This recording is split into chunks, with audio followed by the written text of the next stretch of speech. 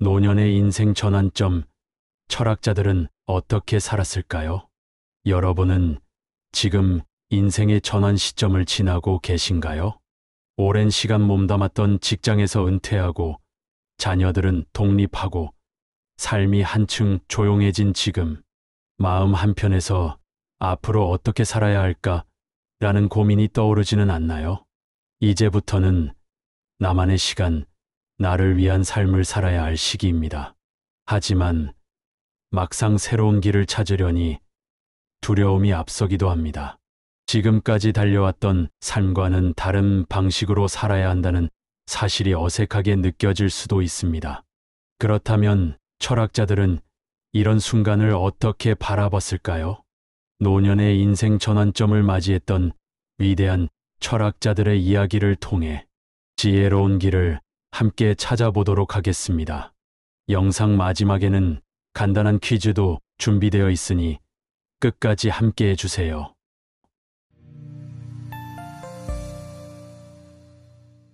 인생의 후반기에 접어들면 많은 변화가 찾아옵니다.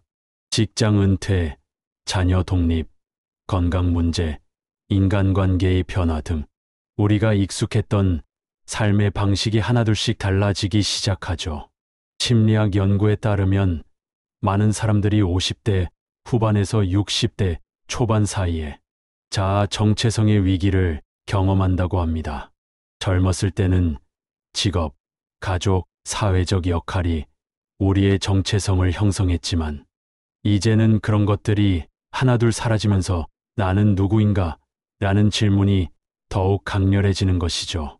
특히 하버드 대학의 성공적인 노화 연구에 따르면 행복한 노년을 보내는 사람들은 공통적으로 자신만의 새로운 목표를 설정하고 삶의 의미를 찾아가는 과정을 즐긴다고 합니다.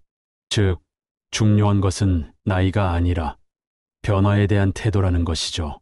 그렇다면 철학자들은 이러한 변화를 어떻게 받아들였을까요? 그들은 우리에게 어떤 지혜를 남겼을까요? 공자는 50세를 가리켜 지천명이라고 했습니다. 즉, 인생의 절반을 넘어서면 하늘의 뜻을 깨닫고 자신의 삶을 더 깊이 이해하게 된다는 것이죠.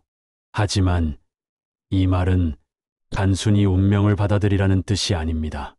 오히려 노년에 접어든 사람들에게 주어진 새로운 기회를 의미합니다. 젊은 시절에는 가족과 사회를 위해 살아왔다면 이제는 나 자신을 위한 삶을 설계해야 한다는 것입니다. 공자 자신도 늦은 나이에 학문을 널리 전파하며 배움과 가르침을 멈추지 않았습니다. 그의 삶을 통해 나이는 배움의 장애물이 아니다라는 것을 증명해 주죠. 니체는 우리는 끊임없이 스스로를 창조해야 한다고 말했습니다. 즉, 인생의 전환점을 맞이했을 때 그것을 두려워하기보다는 새로운 나를 만들어가는 기회로 삼아야 한다는 것입니다. 니체는 특히 노년에는 과거의 경험을 바탕으로 더욱 자유로워질 수 있다고 했습니다. 이제 남의 시선을 의식하며 살 필요도 없고 오직 내 삶의 의미를 찾는 것이 중요하다는 것이죠. 조선시대 실학자 정약용은 정치적 탄압으로 인해 유배를 떠나야 했습니다. 하지만 그는 그 시간을 단순한 좌절로 받아들이지 않았습니다. 오히려 그동안 미뤄왔던 학문 연구에 몰두하며 유배지에서 무려 500권이 넘는 책을 집필했습니다. 그는 말했습니다.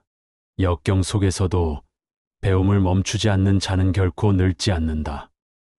정약용의 삶을 보면 노년이란 단순히 쇠퇴하는 시기가 아니라 새로운 지혜를 쌓아가는 과정임을 알 수 있습니다. 철학자들의 이야기를 통해 알 수 있듯이 노년은 결코 끝이 아니라 새로운 시작입니다. 그렇다면 우리는 어떻게 이 전환기를 기회로 삼을 수 있을까요? 새로운 도전과 배움을 멈추지 마세요. 새로운 취미를 배우거나 책을 읽고 여행을 떠나보세요. 나이가 들어도 배움은 계속되어야 합니다. 관계를 재정립하고 의미 있는 사람들과 함께 하세요. 인생의 후반기에는 정말 소중한 사람들과 시간을 보내야 합니다. 불필요한 인간관계에 에너지를 소모하지 말고 내 삶에 긍정적인 영향을 주는 사람들과 함께 하세요. 내면의 평화를 찾으세요.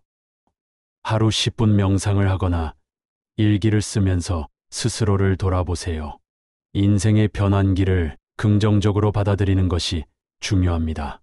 노년의 삶을 더욱 가치 있게 만들기 위해 스스로에게 이런 질문을 던져보세요. 내가 정말 좋아하는 것은 무엇인가? 앞으로 남은 시간 동안 무엇을 이루고 싶은가?